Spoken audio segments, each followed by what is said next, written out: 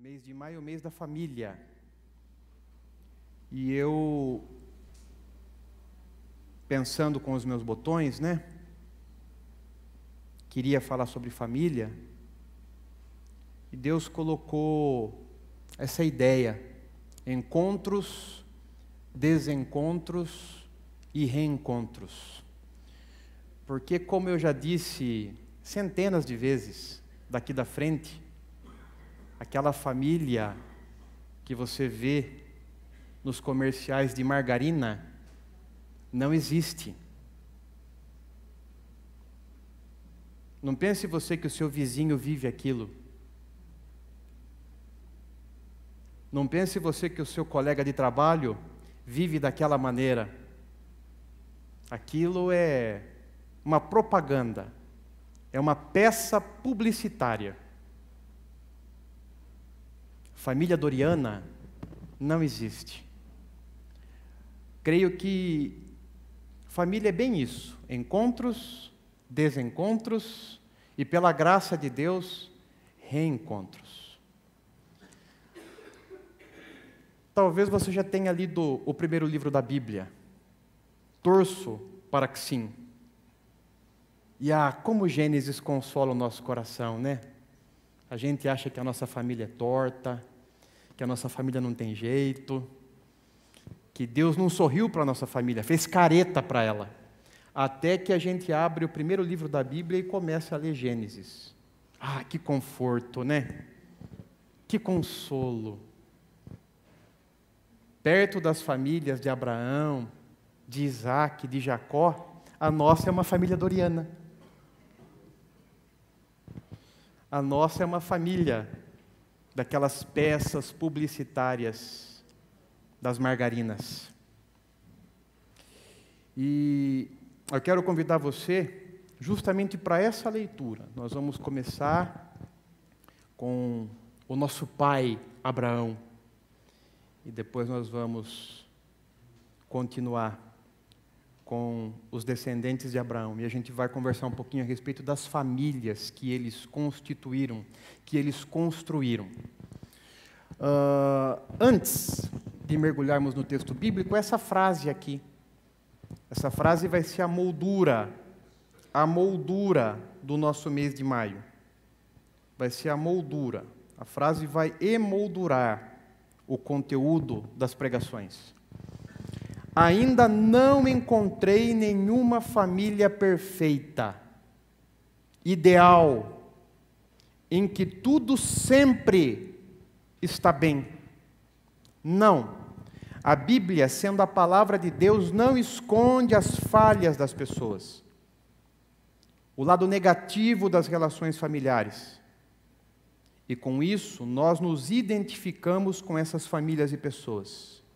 E aprendemos para não repetir os mesmos erros deles. Mas, acima de tudo, se o pecado é revelado, então a graça, o amor de Deus é ainda maior.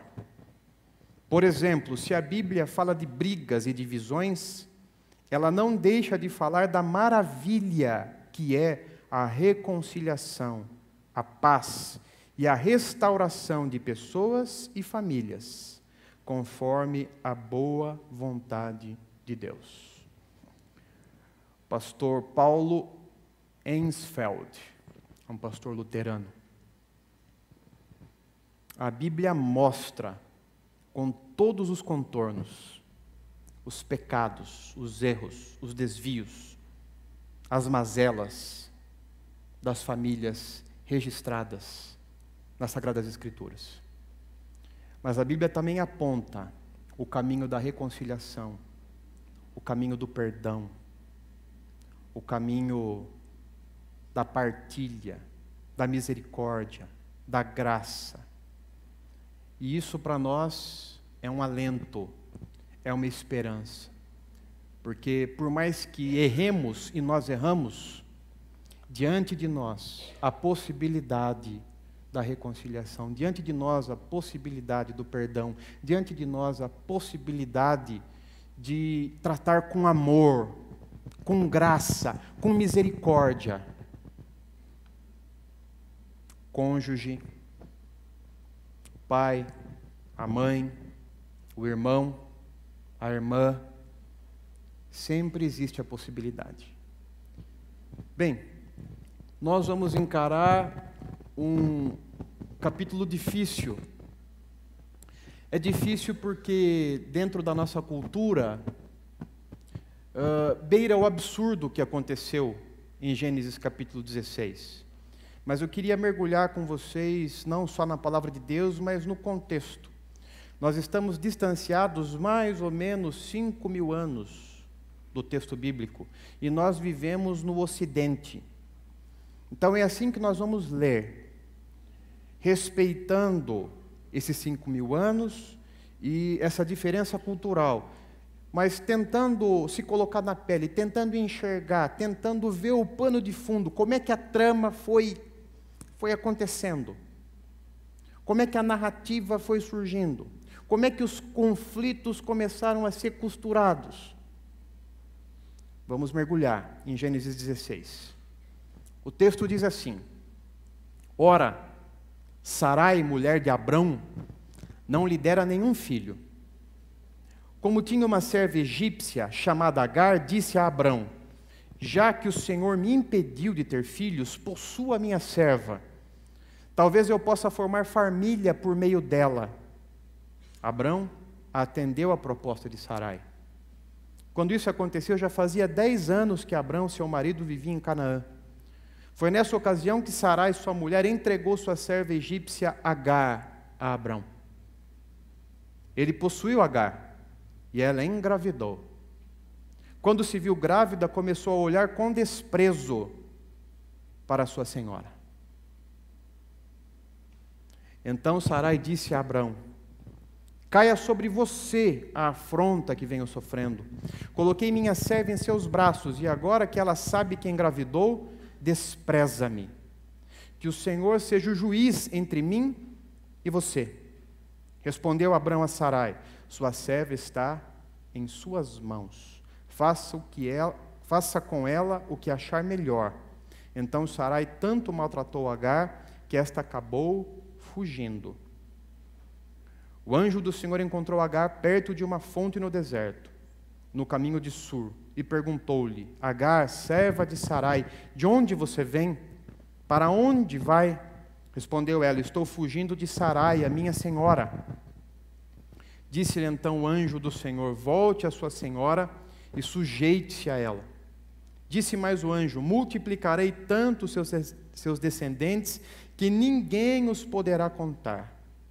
Disse-lhe ainda o anjo do Senhor: Você está grávida e terá um filho, e lhe dará o nome de Ismael, porque o Senhor a ouviu em seu sofrimento.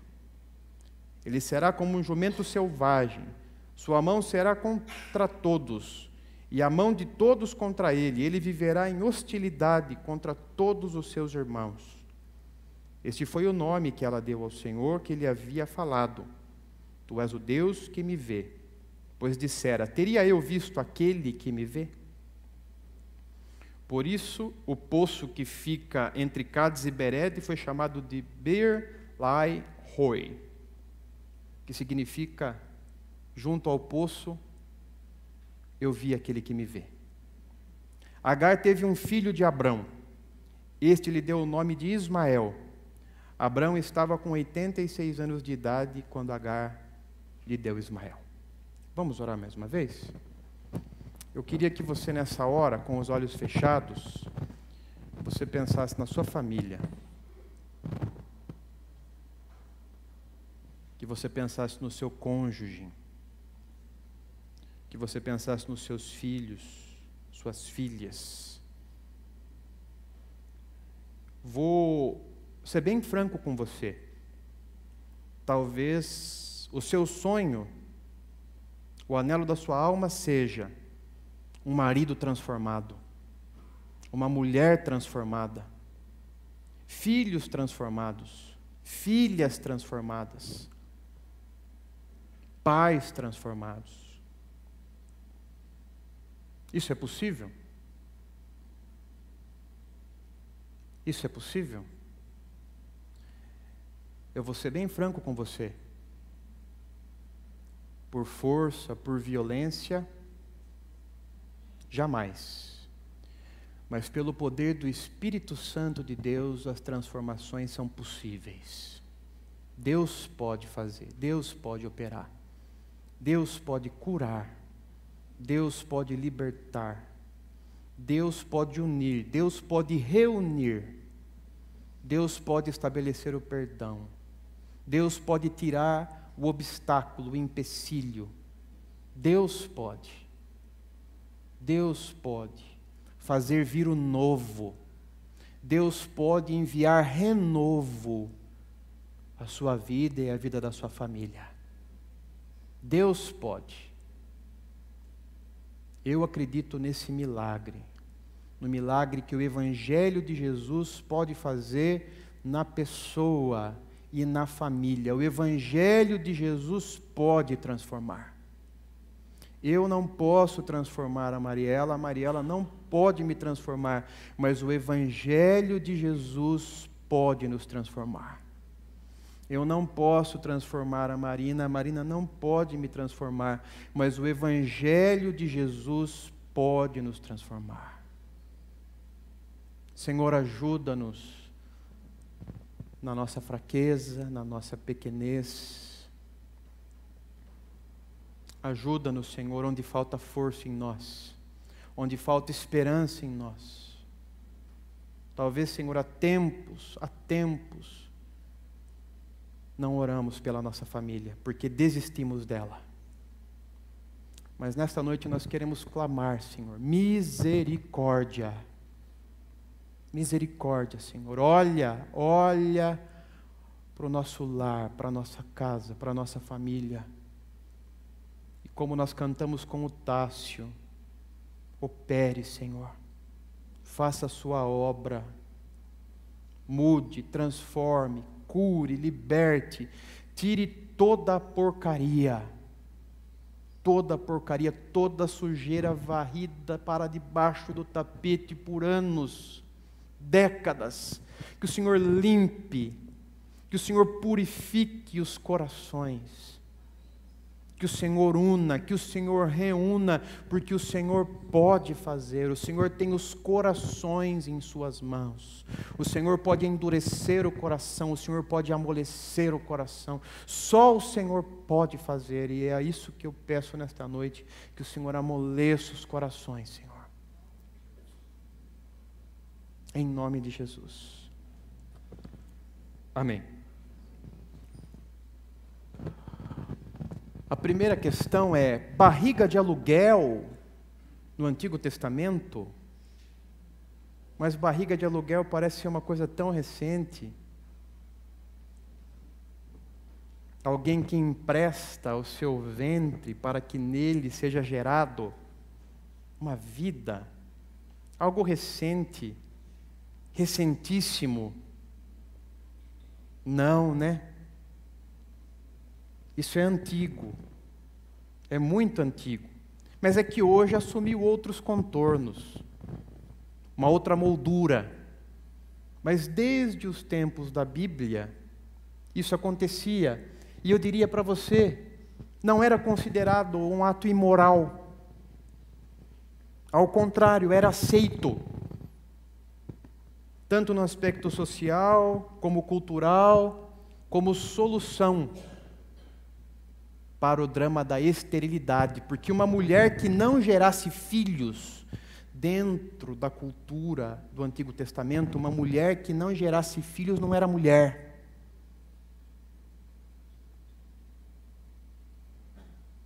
Não era mulher. Uma mulher, para ser completa, para ser plena, tinha que ser mãe. Tinha que gerar filhos. Mas e aquelas que não podiam? Corriam atrás de uma barriga de aluguel. Gustavo, estou chocado. Bobinho, bobinha, sabe de nada. Vamos ler o texto bíblico? Olha só, vamos ler juntos? Gênesis 30, de 1 a 3. Depois, se você quiser, leia Gênesis 30. Gênesis 30, de 1 a 3. Vamos lá? Quando Raquel viu que não dava filhos a Jacó, teve inveja de sua irmã. Por isso disse a Jacó: dê-me filhos ou morrerei. Jacó ficou irritado e disse: por acaso estou no lugar de Deus, que a impediu de ter filhos? Então ela respondeu: aqui está Bila, minha serva, deite-se com ela, para que tenha filhos em meu lugar, e por meio dela eu também possa formar família. Esse é um drama que você vai encontrar em Gênesis. Mulheres estéreis que recorrem às servas para a geração de prole, de filhos, de filhas. Agora, por que Agar? Eu diria para vocês que Agar entrou na história de Abraão e Sarai, sobretudo por dois motivos. Um explícito. Por que Agar surgiu na trama? Porque Sarai era estéril. Ora, Sarai era estéril, não tinha filhos. Isso já é dito em Gênesis capítulo 11, versículo 30. Então, por que Agar? Porque Sarai era estéril. Esse é o motivo número 1. Mas e o motivo número 2? Vamos lá? Então o Senhor disse a Abrão: sai da sua terra e vá para a terra que eu lhe mostrarei. Abrão tinha 75 anos quando saiu de Harã, um menino. Levou sua mulher Sarai. O Senhor apareceu a Abraão e disse: à sua descendência darei esta terra.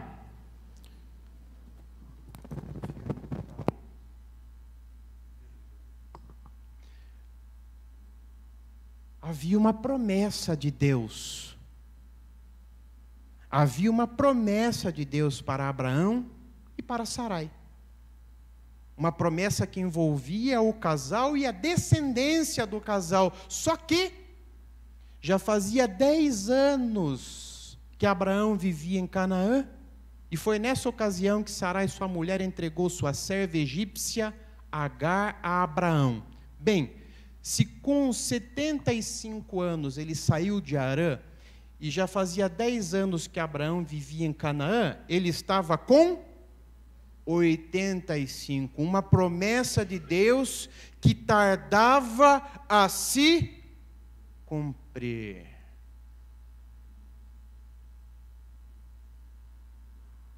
Dez anos não são 10 minutos, que é o que a gente aguenta esperar. Deus me livre esperar mais de 10 minutos para qualquer coisa. Com 10 minutos eu já estou irritado.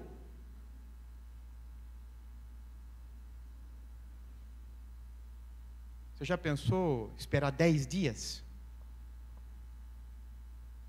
Tem que rolar um tarjinha preta, né? Você já pensou esperar 10 meses?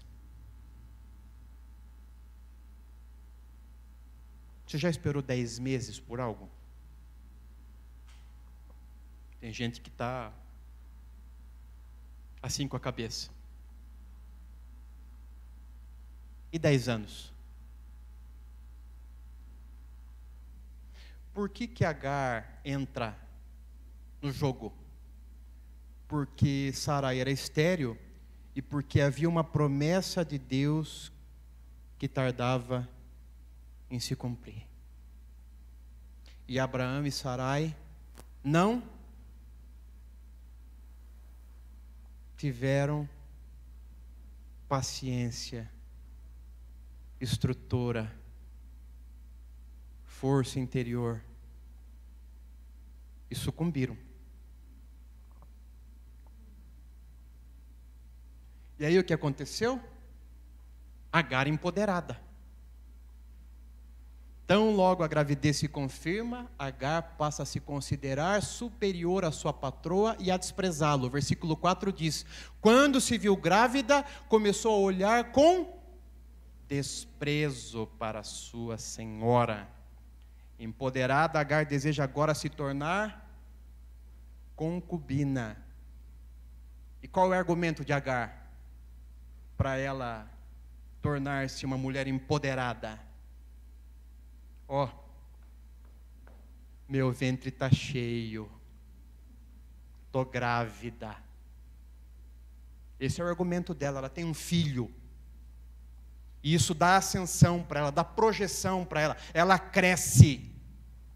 Ela começa a ouvir Anitta, Jojo Todinho. E aí ela pensa, quem é essa Sarai? É eu. Estou consagrada.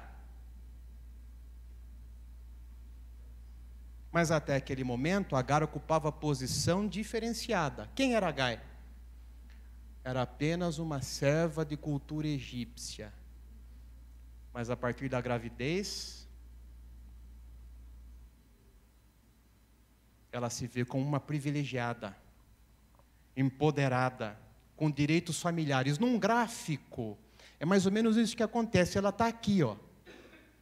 Preste muita atenção nesse traço, porque eu vou usar bastante a partir de agora. Esse traço aqui, ó, legenda. Legenda.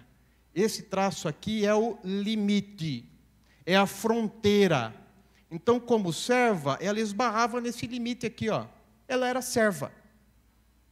Havia uma fronteira clara para ela. Ela era serva. Mas aí o que acontece? Ela ascende, ela é empoderada, vira concubina. E aí, o que é o traço mesmo? Legenda. O que é o traço? É um limite, é uma fronteira. Mas o que acontece? Quando se viu grávida, começou a olhar com desprezo para sua senhora.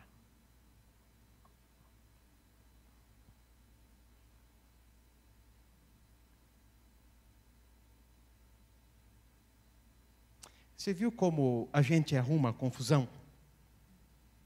Às vezes não tem que ter capeta na nossa vida. Eu diria para vocês, sem medo de errar, na maioria das vezes a gente não precisa de diabo. É a gente que tem uma ideia brilhante.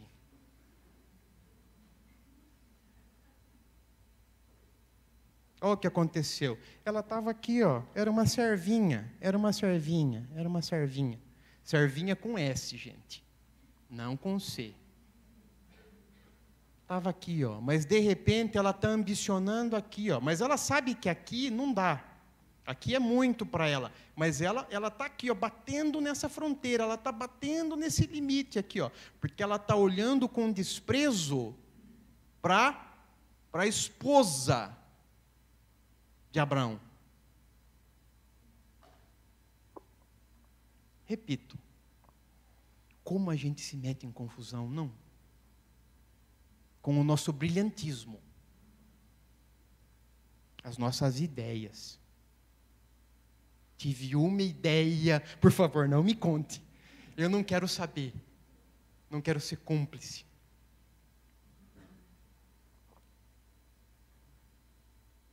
O resultado? Vocês acham que Sarai aguenta o rojão? Vamos ver o que ela diz então. Então Sarai disse a Abrão: caia sobre você a afronta que venho sofrendo. Coloquei minha serva em seus braços e agora que ela sabe que engravidou, despreza-me. Que o Senhor seja o juiz entre mim e você. Respondeu Abrão a Sarai: sua serva está em suas mãos, faça com ela o que achar melhor. Então Sarai tanto maltratou Agar, que esta acabou fugindo. E aqui um detalhe: embora fosse costume naquele tempo gerar filhos através de outras mulheres escravas, não se dispensava a família criada, muito menos os filhos nascidos dessa relação. Conclui-se então que o tratamento dado a Agar e a Ismael foi um tratamento cruel, mesmo naquele tempo. O que Sarai fez foi uma crueldade. Ela não segurou a onda, depois de ter a ideia brilhante de colocar Agar nos braços de Abrão. E aqui um detalhe.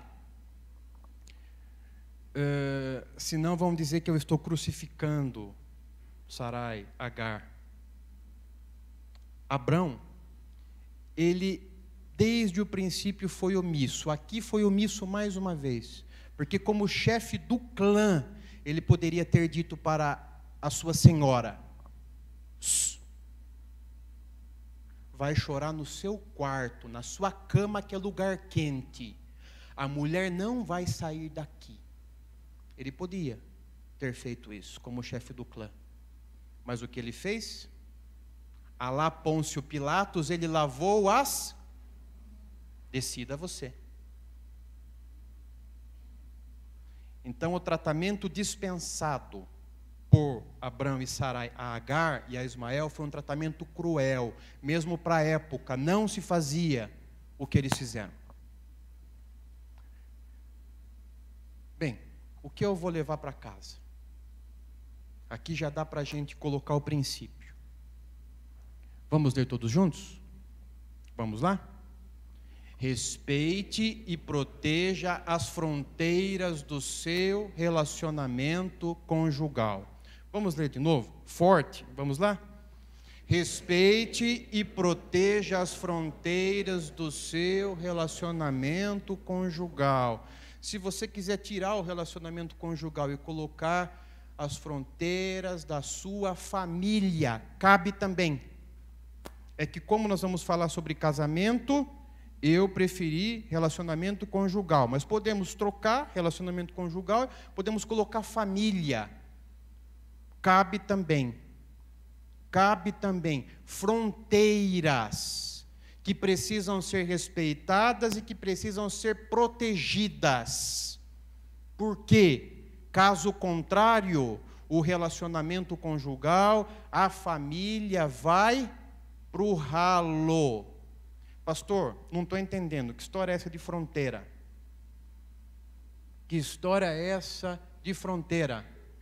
As fronteiras do sistema familiar formam as regras que definem quem e como participa.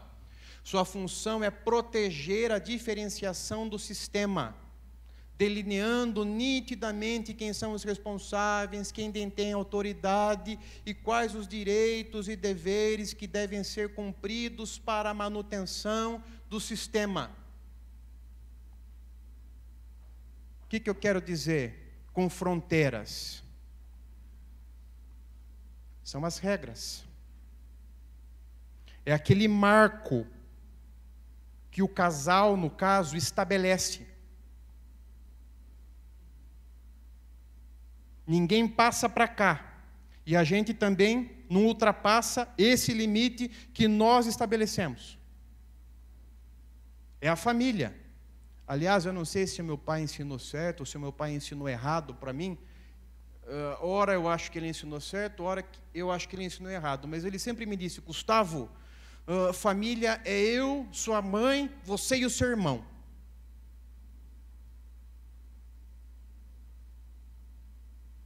É a gente.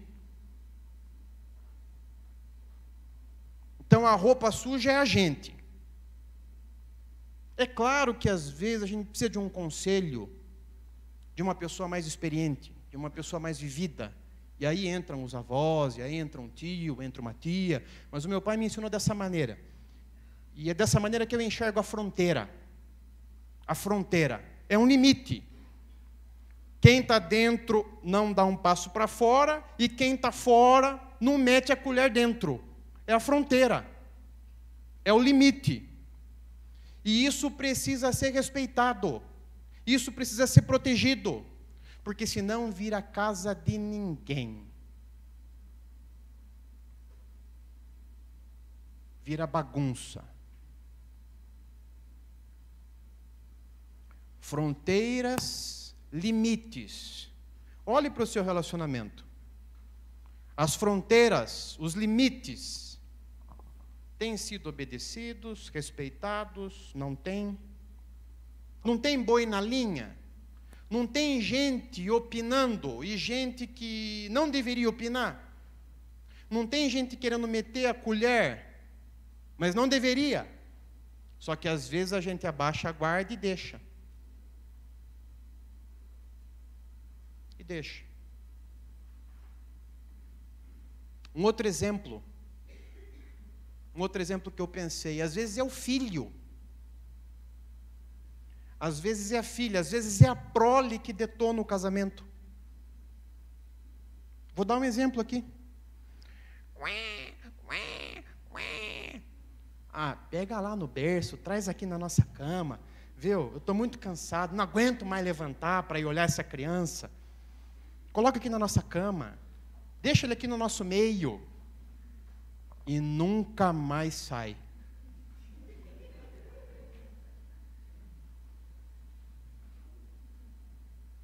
Hashtag quem nunca, né? Não é um limite que foi desrespeitado? É o leito conjugal. Não é lugar para filho. Repito, hashtag quem nunca. Atire a primeira pedra. Atire a primeira pedra quem nunca. Posso levantar?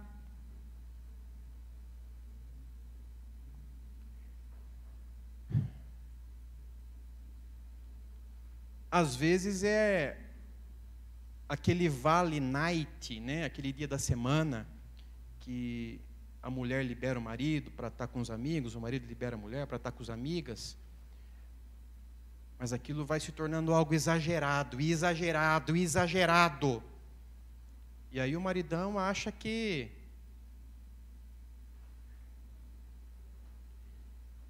agora pode, né? Todo dia. Que com ele não tem mulher pegando no pé, não. E o contrário, né? Às vezes a mulher com as amigas.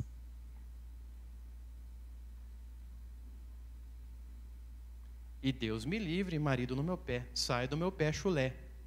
E aquilo vai se tornando uma coisa exagerada, exagerada, exagerada. E o limite, a fronteira. Repito. Para que diabo se tem a gente tão disposto a fazer errado? Trabalha arduamente, ferrenhamente para fazer a coisa errada.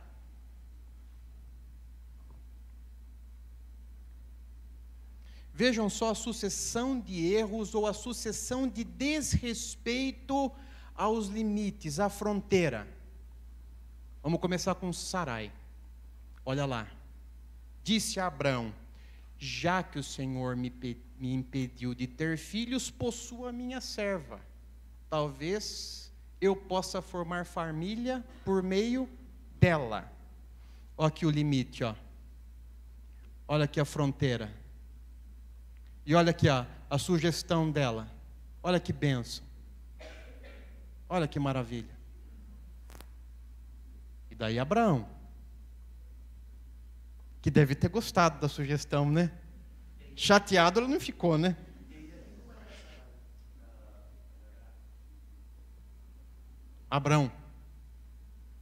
Abraão, olha só, que homem, não? Que homem atendeu a proposta de Sarai.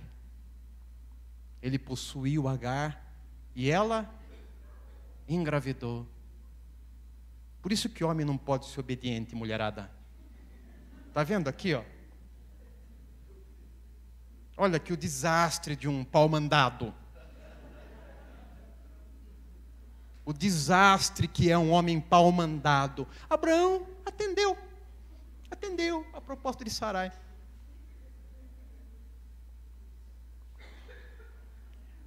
Mas aqui, gente, está o pecado de Abraão. Nós estamos no capítulo 16, certo? Sim ou não? Estamos no capítulo 16. Vamos ver o pecado de Abraão. E acrescentou Abraão falando com Deus: tu não me deste filho algum. Um servo da minha casa será o meu herdeiro. Então o Senhor deu-lhe a seguinte resposta. Estamos aqui em Gênesis. Qual foi a resposta de Deus? Vamos ler todos juntos? Aqui, ó. Vamos ler? Seu herdeiro não será esse. Um filho gerado por você mesmo será o seu herdeiro.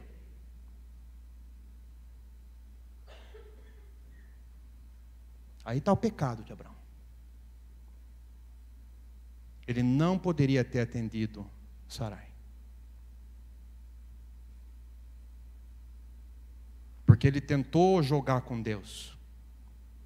Ah, porque eu não posso então, né? Tem uma serva lá, né? Vai com ela mesmo, e aí o Senhor abençoa essa criança. Seu herdeiro não será esse. Um filho gerado por você mesmo será o seu herdeiro. E aqui, ó, o que é isso aqui mesmo? E aí vem Agar, né? A empoderada. Quando se viu grávida, começou a olhar com desprezo para sua senhora. Também não respeitou a fronteira.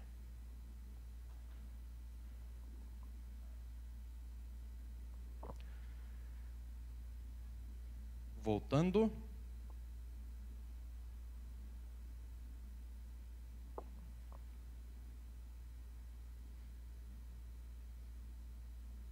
Gustavo, nunca tinha lido Gênesis 16 e, puxa, tô espantado. Estou espantado com Gênesis 16. Mas olha só que coisa bonita. Vamos ler juntos? Isaías 41:8. Vamos lá? Você, porém, ó Israel, meu servo, Jacó, a quem escolhi, vocês, descendentes de Abraão,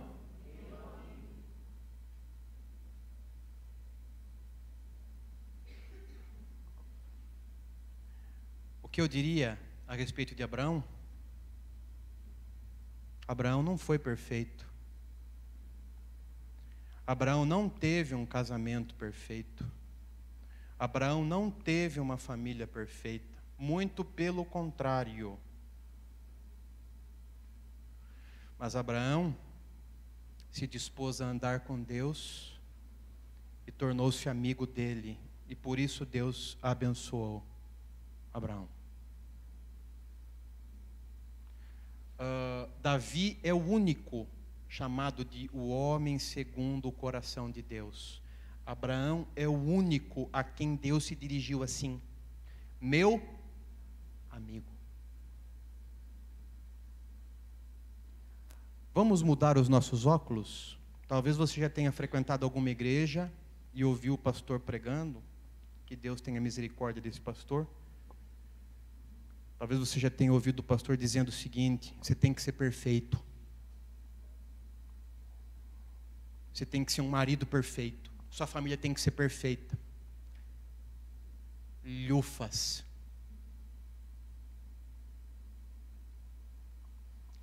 Se o padrão fosse a perfeição, Abraão estava fora. Estava fora, um omisso, um bonachão, um fanfarrão, um covarde. Mas o meu herói, porque ele se dispôs a andar com Deus. E nunca mais largou de Deus. Errando, fraquejando, duvidando, sendo impaciente, mas ele estava ali, ó, com Deus. Vamos ler juntos? Atos 16:31. Vamos lá? Eles responderam: creia no Senhor Jesus e serão salvos, você e os de sua casa. Essas palavras foram ditas por Paulo e Silas ao carcereiro de Filipos. Vamos ler o negrito novamente, todos juntos, bem forte. Creia no Senhor Jesus e serão salvos, você e os da sua casa.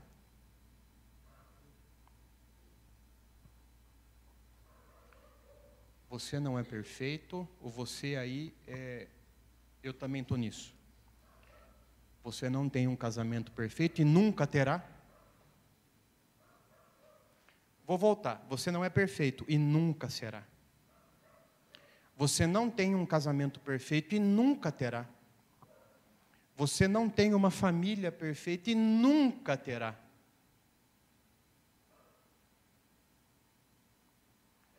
Mas você pode se dispor a andar com Jesus e tornar-se amigo dele. Certamente ele abençoará você e a sua casa.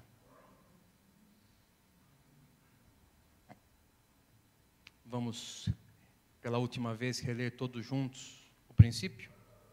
Vamos lá? Respeite e proteja as fronteiras do seu relacionamento conjugal. Fronteiras. Limites.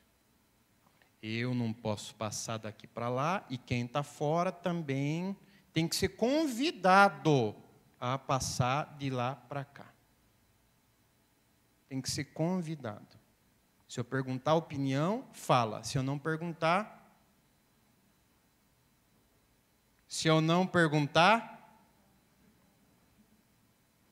Deus te abençoe.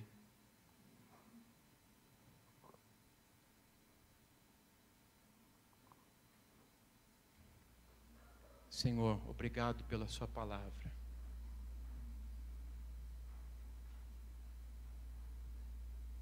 Ela revela